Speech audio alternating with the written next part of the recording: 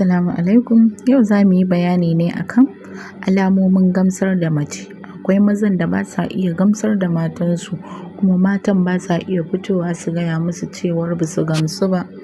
Kowanne namiji wanda ya san haƙƙin saduwar aure yana da burin ya ga ya gamsar da matarsa.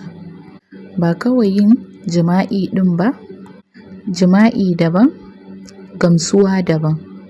Mace ko ba ta so za ta iya bari namiji ya yi jima'i da ita har kuma ya gamsu, domin akwai namijin da ko minti 5 baya yi yana jima'i zai kawo maniyyi, shi kenan shi ya samu gamsuwa.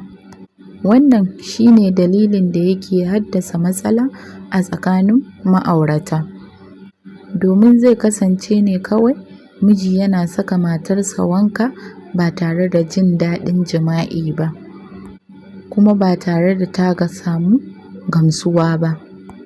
Don haka wasu mazan kan yi ƙoƙarin ganin sun fahimci alamomin gamsuwar mace kamar haka: a yayin da ake cikin jima'i da mace, a lokacin gumurzu ya kai gumurzu, idan har ta kasance ma'abociyar kuka a yayin jima'i, idan ta zo kawowa za ka ji kukan nan ya ƙara matuƙar ƙarfi.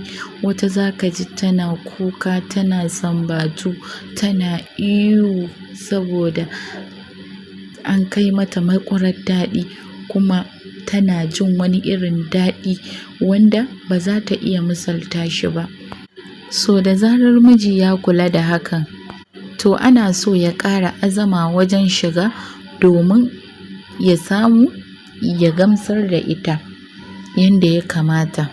Wata kuma idan ta zo inzali, wato kawowa, ba ta kuka kuma ba ta ihu, sai dai za ta ƙara ƙanƙame mijinta ne, ta ƙanƙame jikinta.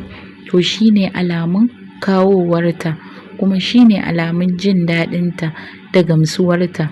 To idan miji ya fahimci haka, a nan ma zai ƙara sauri da azama ne wajen fita da shigar azzakarinsa cikin farjinta, domin wannan ƙanƙamewar ita take nuni da cewar ta kusa kawowa kuma tana jin daɗin abin da yake yi mata. Wata kuma idan ta zo kawowa ba za ta ƙanƙame miji ba, kuma ba za ta yi kuka ba, sai dai za ta ringa nishi ne a yayin kawowarta, kuma nishin nan da take yi yana matuƙar ƙara ƙarfi sosai. Wata kuma tana zuwa kawowa za ta fara sambatu kala-kala idan ana saduwa da ita. Irin wannan tana iya faɗa wa miji cewar ya yi da sauri kuma ya shige ta, yana taɓo mata inda take jin daɗi. Irin waɗannan ba sa shiru, sai dai su faɗi abin da suke ji, kuma su faɗi abin da suke so a aikata musu a wannan lokaci. Ko ta ce ya yi da ƙarfi, ko ta ce ka ci gaba, zan kawo, ka yi sosai, zan kawo, haka za ka ji tana faɗi. Wata kuma idan za ta gamsu a lokacin jima'in, za ta ƙanƙame zanin gado ne, kamar za ta raba shi gida 2.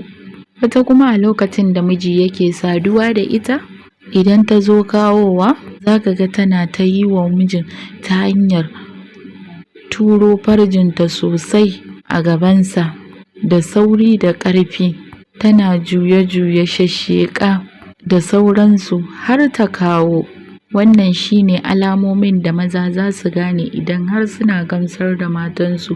Idan kuma namiji ya ga saɓanin haka, ko mace ba ta yin haka, gaskiya ba ka iya gamsar da ita. Kawai fitowa ne ta faɗa maka cewar ba ta gamsuwa ne, ba za ta yi ba. Allah ya ba mu ikon amfani da abin da muka faɗa.